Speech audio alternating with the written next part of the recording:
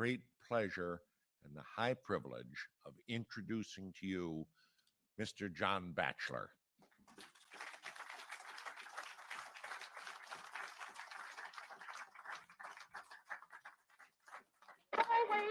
A new massive organized caravan of migrants storming. There's a border emergency in Texas tonight. Good evening. Joe Biden has done absolutely nothing. What I saw was a high level of logistical organization. Through a decade of field research, the next generation national. So I will record it according to the protocols of my radio show and podcast.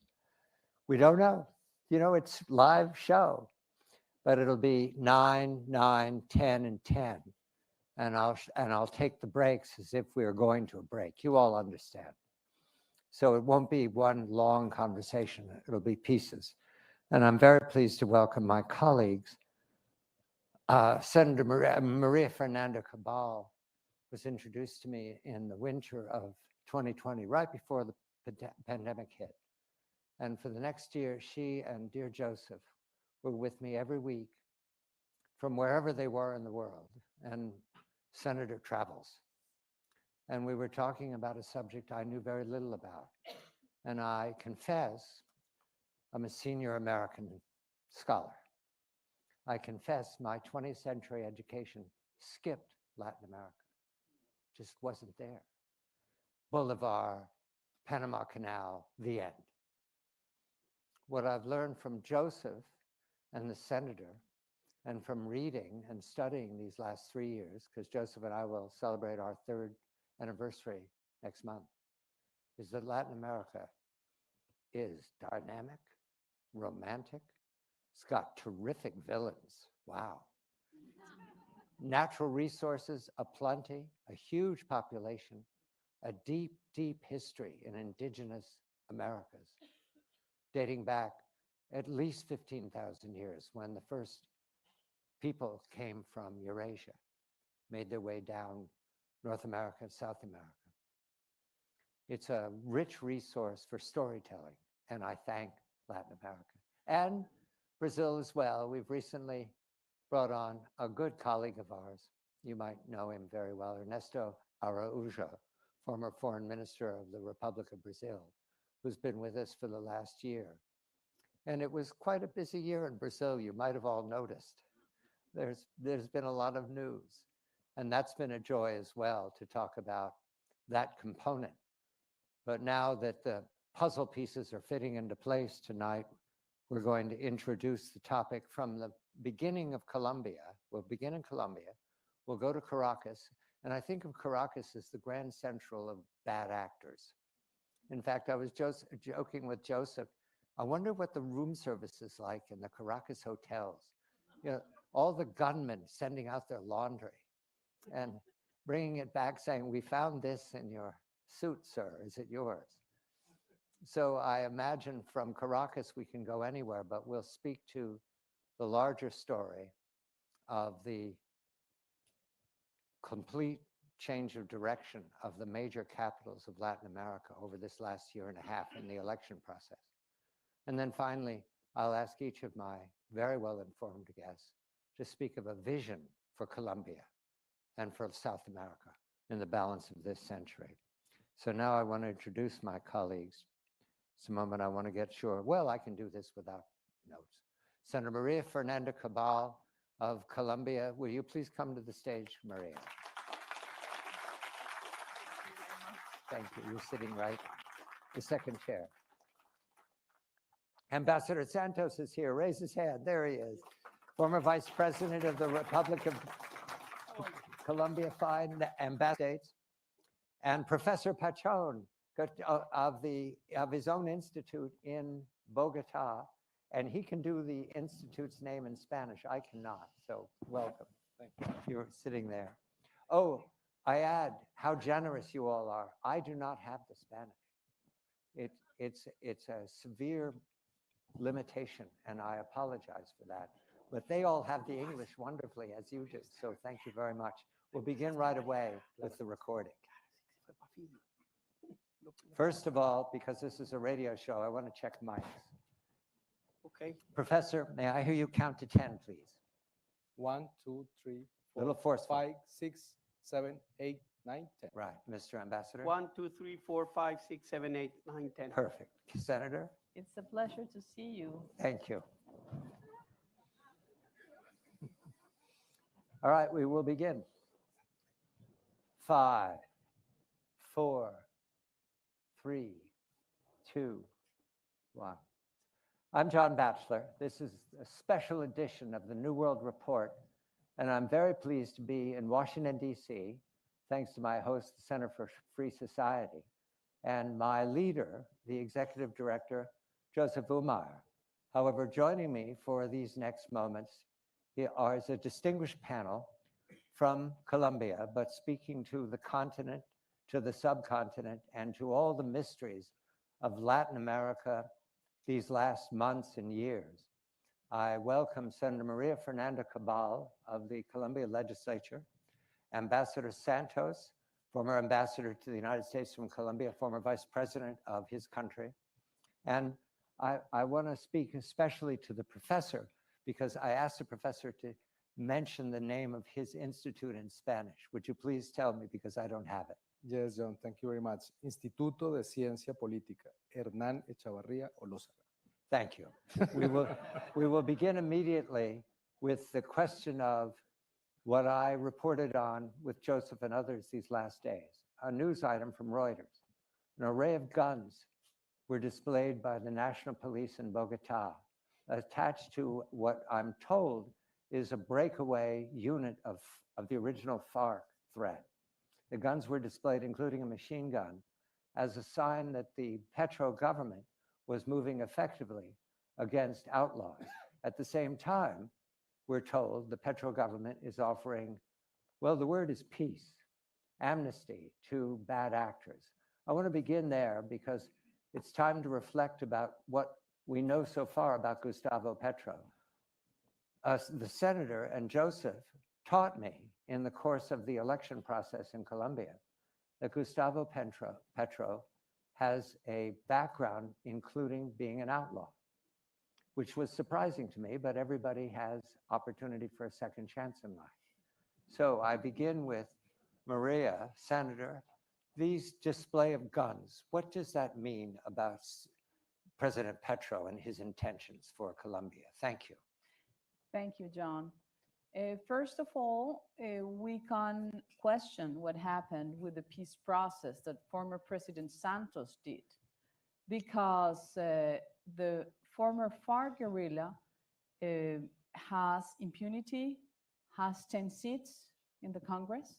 They built a special justice system that fits on their desires. And afterward, you see 22 groups that are still killing Colombian people. So what happened? And what happened is that we still have coke plant crops. We have more than 202,000 hectares today. And what we fear now is that President Petro is saying to the peasants that grow coke plants that he is not going to do anything until we find another way for the peasants to live. So what we see is that the groups are still on, are getting most powerful, and are protected by Venezuelan regime. Venezuelan regime protects ELN and FARC. But Petro is moving on his new best friend, which is Maduro. So all these things put us on a very weak position. Remember that Gustavo Petro also beheaded 52 generals from the army and the police, generals that had 30 years, experience of 30 years that has been cut off. So when you weaken the public forces, you finally let the criminals to increase their power and the citizens to feel completely without any protection. Mr. Ambassador, what does the display of guns mean? How should I regard it here? As a drop of water in the ocean. That's what it was. The guerrillas are stronger than ever. As María Fernanda said, they have a total sanctuary in Venezuela. They're growing because coca is growing. We had a peace process with one group, and out of it came two new groups of FARC. The drug traffickers got increased power because part of the negotiation with the FARC was take away the control of drugs. So in the year 2013, we had 60,000 hectares of coca, which we had come down from almost 200,000 10 years before. And in 5 years, when President Santos and the FARC finished the peace process, it got back to more than 220,000. So they have power, they have money, they control territory, and now President Petro is telling them, don't worry, we'll make total peace. We don't know what that means. We will create a ceasefire, which even the ELN said, no, we haven't agreed to it. We don't know what type of ceasefire it is. But what we know today is that Petro's view of what the armed forces should do, the police should do, and how they should confront criminals is totally different than what you and me have. He thinks that right now you need to stop the police and stop the army from doing their job, because otherwise he will not get his peace. He doesn't understand that peace, you arrive to peace when you really have the bad guys under control. So we'll see the bad guys, the FARC, the ELN, the drug traffickers grow in power, control more territory, and a society that is going to feel a lot more threatened in the next 2 to 3 years. Professor Chacon, how does civil society regard that display of guns? Does that reassure people in Bogota and Medellin? Civil society is suffering from the violence in many territories of the country. But I think it's important this conversation put in numbers, and let me give you a brief overview of the situation of organized crime and illicit economies in Colombia, because I think it's complementary with the Senator Cabal and Ambassador Santos said, that we need that you understand the strategic context and the risks of the government's peace policy. There has been 43% increase in the area planted with coca in the country. Potential cocaine production also reached an all-time high level, 1,400 tons, maintaining the upward trend that has been consolidating since 2014. 12 of the 14 production enclaves are located in border departments or departments with direct access to sea. Different studies estimate that in general, drug trafficking has a weight in the national economy that could reach 2 or 3% of the GDP. That's the reality. At least 3 large illegal structures in the country can be identified. 33. This is in the structure of the FARC-EP, 8 fronts of the National Liberation Army ELN guerrilla, and 22 organized crime groups. Approximately 20,000 people make up these groups, including men and arms and support networks. In addition, there is a presence of Mexican cartels and Venezuela mafias, such as the so-called Aragua train, el Tren de Aragua. The Petro government's project, the called Total Peace or Paz Total, seeks to negotiate peace agreements with these guerrillas and reach agreements to submit to justice with other organized crime groups. But that we are seeking is improvisation in the ceasefire with the ELN, lack of clarity regarding negotiation mechanisms, accelerated loss of territorial control by the security forces, and what appears to be an absence of strategy and capabilities to confront the various criminal groups that decide to non-negotiate or submit to justice. So in these months that we have seen is a decrease of the goals of coca eradication by more than 50%, the suspension of the bombing of the camps of the criminal groups, and the fumigation with glyphosate. Neither have objectives or strategic high values being captured or taken down, while the assassination of social leaders and massacres continue. There are already at least 6 massacres this year. So the people is in middle of an incompetent government and the criminal groups that have enormous power in the regions. Let's go to part of the problem, the Venezuela border. I am speaking with Senator Maria Fernanda Cabal, Ambassador Francisco, excuse me, Ambassador Francisco Santos and Professor Chacon. We are at the Spy Museum in Washington, D.C. This is a special edition of the New World Report, and we're headed to Venezuela. I'm John Batchelor. This is the New World Report special edition. I'm at the Spy Museum in Washington, D.C. We are speaking of the troubles in our neighbors to the south. The New World is one continuous drifting series of continental blocks. However, we are united in that we've all been here 15,000 years. That's it. And we are challenged now by enormous changes in the climate, in agriculture, in resources, in competition. But at the same time, we're challenged by polity, especially the bad acting polity of Caracas, Venezuela.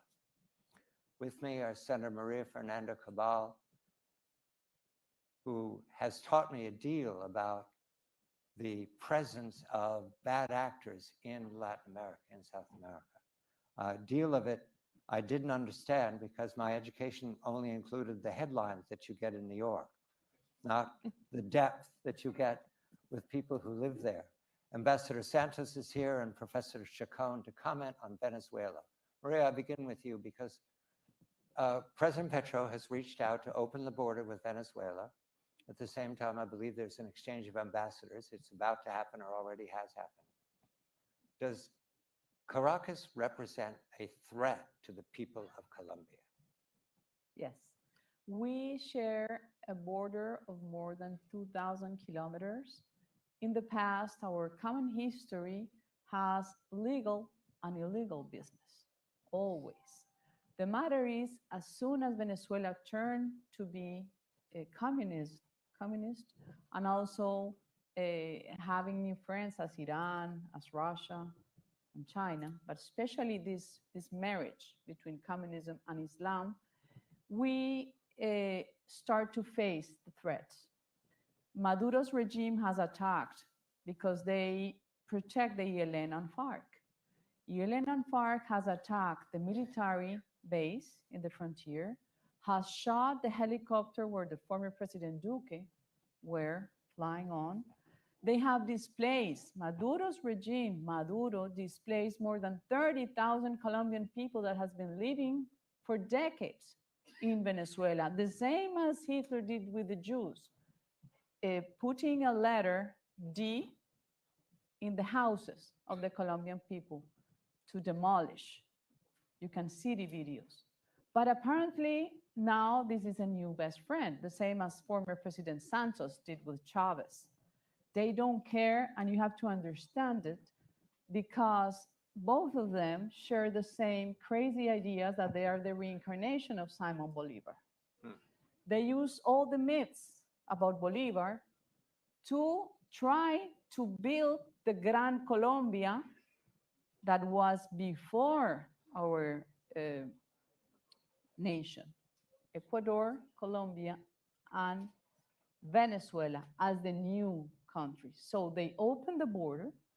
The border always have human trafficking, weapon trafficking, drug trafficking, everything, some legal, some illegal business. But today you cannot do any business in Venezuela without the control and the approval of the Cartel de los Soles, which is the cartel of the militaries. Mr. Ambassador, what does Caracas represent? What should we know about it here? Caracas represents a threat not only to Colombia, but to democracy in the region. Caracas is the landing spot for Russia, a disruptor, and Iran, which through Hezbollah and the Lebanese communities all over the region is gaining money from illegal sources, and is at this precise moment training Venezuela in an asymmetric war with drones, exactly the ones they are using in Ukraine. Venezuela is not a nation state. Venezuela is the Somalia of Latin America. It's controlled by drug traffickers in some area, illegal groups in some other, military, corrupt military in others, and the state no longer exists. It depends on where you are, who will control the area. The border is controlled basically, even more than the armed forces by the ELN and by the FARC. And they charge for everything that comes by, that goes from one side to the other. They charge for a contraband. They charge for drug trafficking because Venezuela has become an export of drugs. So the border is just an element of a crisis that is bigger. And finally, when I was ambassador, I remember a general from the Marine of Colombia and said, we can't move in Colombia because everything we do is known in Caracas. And I said, how did you find out? And I said, because you can buy intelligence in Caracas very easily. And we know that the Russians work side by side with the Venezuelans on cyber intelligence. They know exactly when a general moves any place in Colombia. They know all of the movements of the Colombian armed forces. So they do it for Colombia. They can do it for somewhere else. But Venezuela is the hub of criminality in the region and is going to become a hotspot for instability that will be transmitted into the rest of the region, which we will talk afterwards when we talk about the future of Latin America. Professor, about what we call in the United States the chattering classes, the editorial pages, the TV commentators, the radio, are they well informed about what the ambassador and the senator have just said about Venezuela? Are they aware of the scale of the threat? I don't think so. Historically, the Colombian state has been unable to control the border with Colombia, but the government, the Petro government's current policy of restoring relations with Venezuela, in addition to legitimize the criminal regime of Nicolás Maduro, implies an enormous risk, not only from Colombia, for the region, but the regions.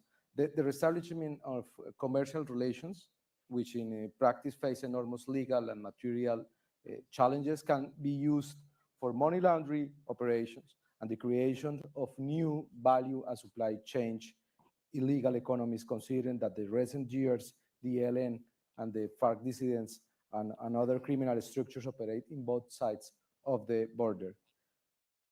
If you talking about the principal allies of Caracas, like China, Iran, and Russia, with their plans to penetration and interferences in the region, it is clear that the current Colombia government does not consider them as a risk or a threat, and we will see in the coming year that strengthening diplomatic and trade relations with these regimes.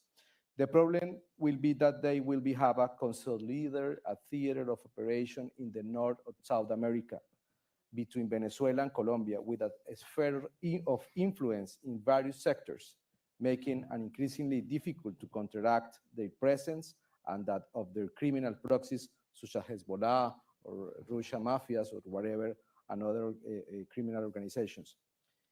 Right now in Colombia, the pro-China and pro-Russia Colombian academic sectors 30 seconds, Professor. 30 now have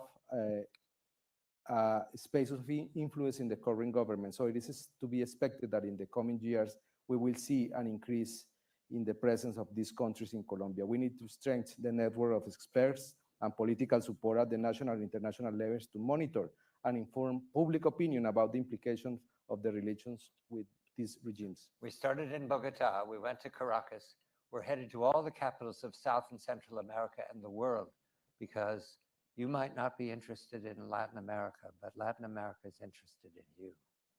This is the New World Report, special edition. I'm John Batchelor.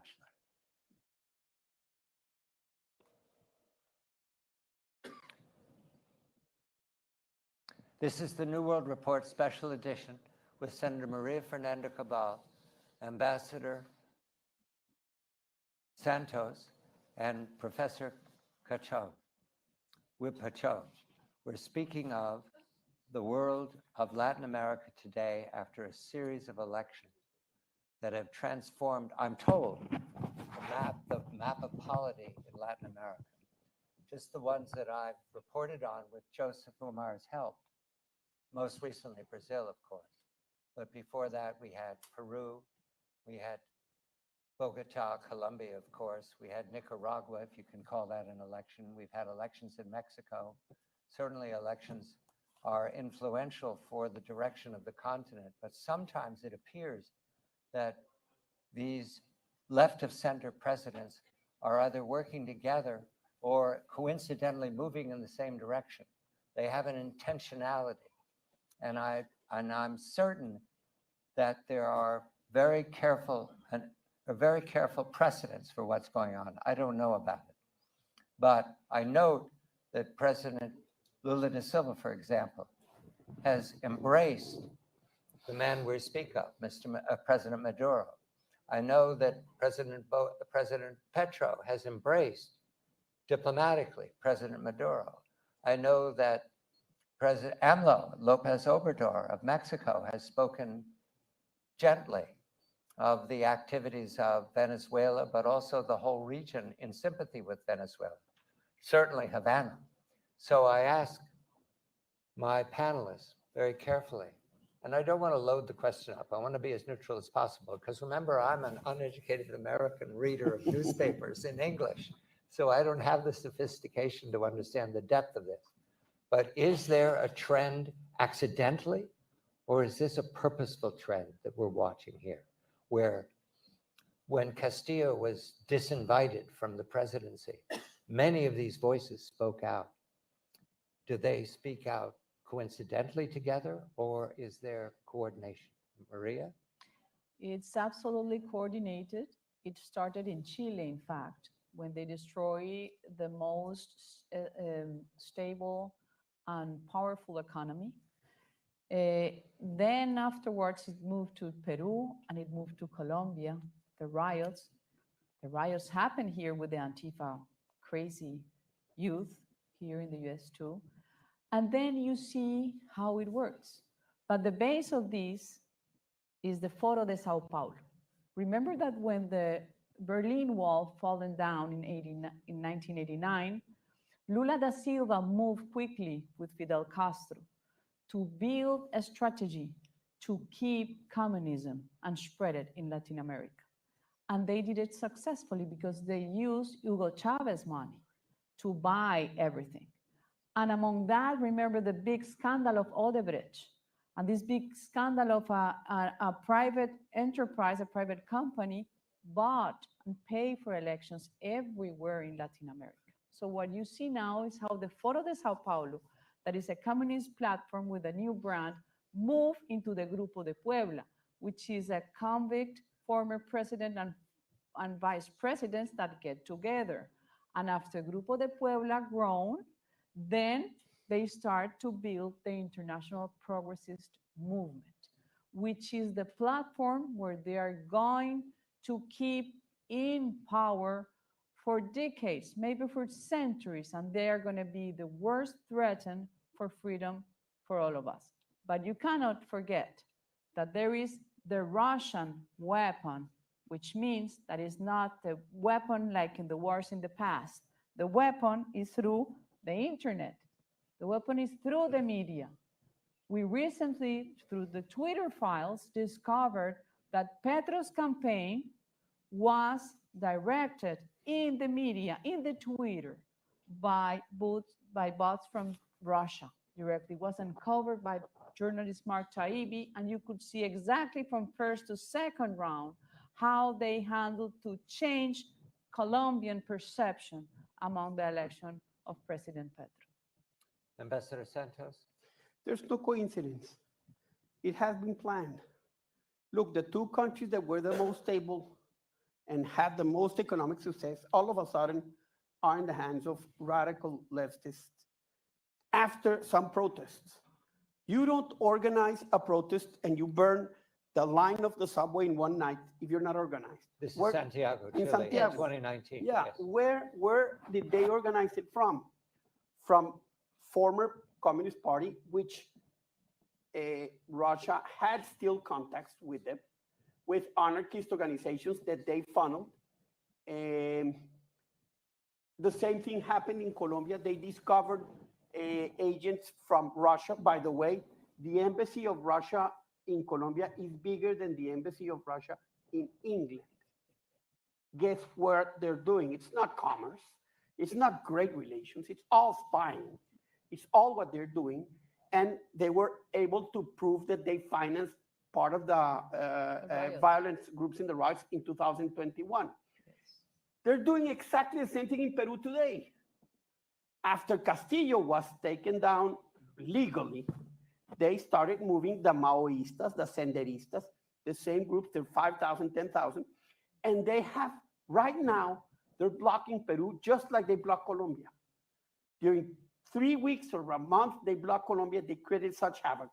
That creates a narrative, a discontent like they created in Peru, and they're able to elect Boric on the one hand, Petro on the other, and what they want to do in Peru is exactly the same modus operandi, is to get Castillo back. So you have to understand that the disruption of Russia in Latin America is real, is present, is going to grow, is low cost and very high reward and outcome. So the US that doesn't look at Latin America, that we don't exist, to be very sincere, if they don't, they're going to have a region that is going to be very, very hostile to them.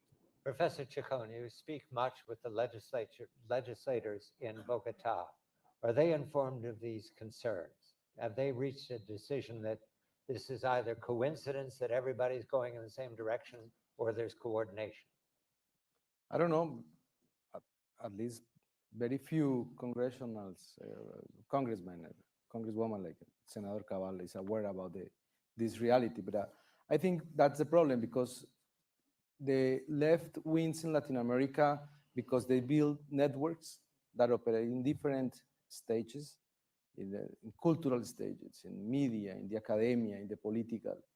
And we need to recognize that the political actors lose the narrative. And lose the narrative because they don't support in the civil society, in the citizen movements that defend the democracy. You know, and this is a moment that we need to recognize that reality. We need to strengthen the civil society to build a citizen movement, as Maria Corina said in her video. It's difficult because the narrative against the Foro de Sao Paulo or the Castro Chavismo lose the elections. The people don't be afraid about that. The people don't believe, even though believe about that reality. It's a reality, but the people that suffer poverty, violence, is not worried about that. And we need to build a new narrative and build a contra-narrative about the leftist programs, political programs, and we need to start to work with the people to awake them about these threats, about the narrative, about the problems, and start with the values of democracy, of liberal democracy, not all democracy, liberal democracy, the economic freedom, the property right. It's time to start to work with the people and build the basis of the social movement that can confront the populism and the authoritarianism in Latin America. One man, is there one man in charge? Is Lula da Silva senior? Is AMLO senior? Is Maduro senior? Mr. Ambassador, is there one man who leads all of this, or is it a collective? It's a collective. It's a collective that starts with the Foro de Sao Paulo, that moves into the El Grupo de Puebla. It's a collective that has huge input from Cuba plays a critical role. Yes. Russia is more active today in Latin America than during the Cold War, a lot more active. And they understand how to do things, and they do it a lot easier. So it's a collective interest that, by the way, joins this leftist version and vision of the world with the capability of Russia to amplify and create a hostile environment for the US. Russia doesn't give a damn about Latin America. They want to create damage to the US and create a hostile environment to the US. That's what they have in mind. And now that they're losing in Ukraine, that's going to get even worse in the future. China, we've not mentioned China, but it's a player because it has a checkbook. Is China part of this thinking? Did they use it? Yes, because China, since decades, understood that they need to grow because they have a lot of population. They need to compete to be the first against the US. So they start conquering first Africa because of the prime materials. Afterwards, they moved to Latin America. And in fact, it is a US result of the wrong foreign policy. They forgot us. They forgot that we could bring, a better way of living if you open our markets, if you open your market. And they just prefer to run away to Asia and to Afghanistan and whatever. And they forgot the South, Latin America. So Chinese get into countries like ours with a check saying, we're going to help you to grow. And if you need investments, of course, it's very attractive, the money from China. But it has a double purpose because it's a new kind of conquering new lands. I'm speaking with Senator Maria Fernanda Cabal, Ambassador Francisco Santos, and Professor Carlos Augusto Chacon. We're speaking about the challenge from Colombia to Caracas to the whole region. And when we come back, I'm going to ask a fun question. What is a vision for Latin America, for especially Colombia? We have deep-seated history with the United States. What is a vision for the 21st century? Because we've described a dystopia. Is there another version that's possible? This is a special edition of the New World Report. I'm John Batchelor at the Spy Museum in happy and rainy, but happy Washington, D.C., thanks to the Secure Free Society and Joseph Umar. And we'll be right back. I'm John Batchelor. This is a special edition of the New World Report with Senator Cabal speaking very carefully about China's, Ambassador Santos speaking of Russia, and Professor Chacon speaking of civil society. And I want to begin with the professor about civil society. What is a vision for the civil society in Colombia for the future that you recommend, that you think is restorative to all of the damage we've been speaking of? But I need to start making a presentation of two possible scenarios. First scenario, it is possible to maintain the democratic institutional framework in Colombia and the current constitutional order. A concentration of power in hands of the government is avoided. The government parties are prevented from winning the local elections in next October this year. It is possible to expose public opinion and of the international community the impact and effects of the peace policy, as well as the economic ones that up now are confiscatory, contrary to economic freedom and property. This could lead to elections, to free elections being held in 2026, and there may be some possibility of democratic alternation in power. But it will require a political project that responds to the needs of the people, capable to presenting a proposal for the future and recovery that includes the most affected sectors. It will not be enough with a project against Petro or the left. The second scenario is in which Petro's political project managed to win the October elections, seize control agencies and the judiciary, and initiate a process to change the constitution, in which case it would be several decades of instability in Colombia playbook, and the region. Professor. That's the playbook. That's the playbook. Nicaragua, Venezuela, yes. You win one man, one vote, one time, you're out. Yep. And that's the playbook you see as a possibility. It's a possibility. It's the second scenario. And in this scenario, it will be no future for Colombia. Decades of instability, of criminal. I like your first scenario better. Me too. We hope so. The first Mr. scenario. Ambassador, what's your vision for Colombia and the region for the 21st century? Colombia plays a critical role. And what happens in Colombia will have a huge impact in the rest of the region. Look at how they're fighting Peru. They're fighting to get back Castillo or something like it in Peru because they understand that they lost for the first time one battle. The battle they cannot lose is Colombia because of the importance, because of the size, because of geographical space, because of its impact all over the region. So I see that it's going to be a battle the next 3 years to maintain democracy. And 2023 is going to be critical for various reasons. One, we have a huge law that he wants to implement regarding pensions. And we need to mobilize millions of pensioners telling them you're going to lose your money, which they will. And mobilizing them is not, let's go one time, let's go and stay out on the streets. The second law is we got to learn from the other guys that they knew how to do it, and we're going to have to learn how to do it too. A law changing absolutely the health system. The health system, which is the top 15 in the world and top in Latin America. Coverage universal, it's an amazing health system. He wants to destroy it. We need to mobilize millions of patients that are going, and we have to teach them, tell them, look, you're going to lose your access to medicine, you're going to lose to access, so that they understand that their life is it's going to be played out, and that they need to go out on the streets. My optimism is that I went to 2 of the first protests that we had, which, to be very sincere, nobody knew what they were about. Some said, no, Petro, for the army, there were not, and that's one of the things that we need to do. We need to really create messaging to mobilize people to get their compromise, because this is a street battle that we're going to get into. And I spoke to many people in the protest, and I said, thank you for coming here. They said to me, no. Are you ready to come out as many times as we need? Yes. Are you willing to stay weeks on end in the streets to avoid dictatorship in Colombia and to protect democracy for your sons?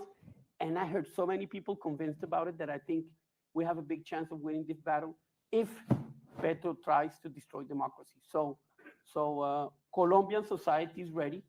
I think the resiliency of the Colombian people is something that is very different from the rest of the continent, but I think it's going to be a battle. Senator, your vision for Colombia. Well, sometimes I open my eyes and I wish that the bad dream has gone, but it's still there.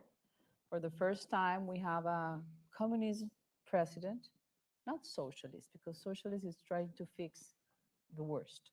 A communist president, but I think that Petro is not as clever as we thought. Petro opened many battlefields at the same time. And when you try to fight everyone, people react. People are not stupid. So he, as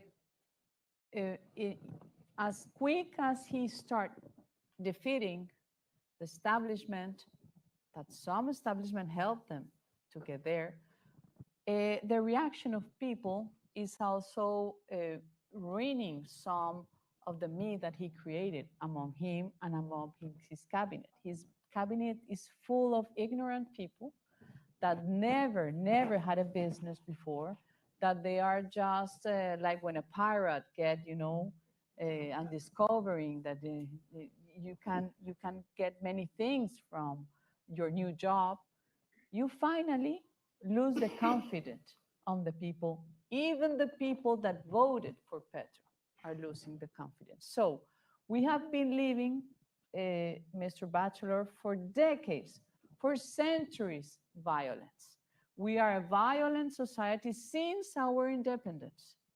The variable of narcotraffics is one of the worst threats that we have faced. But finally, I'm hopeful that we can resist, that our institutions would respond, that I'm very surprised of what is happening with the justice system that told Petro, you cannot direct us. We have separation of powers. You cannot give us the decisions that we have to take. And that's a reaction that makes us confident that we could survive. I want to thank Senator María Fernanda Cabal of the Legislature of Colombia, the Republic of Colombia, Ambassador Francisco Santos, a passionate speaker about Colombia, but about the region as well, Mr. Ambassador. It's a pleasure to hear you look at the future. And Professor, thank you very much for your thoughtful and fact-filled presentation about the scale of the threat. It's all news to me, and it's a pleasure to speak of these matters, even if it's unhappy. Thank you. I thank you all very much. This is the New World Report, a special edition, and I'm John Batchelor.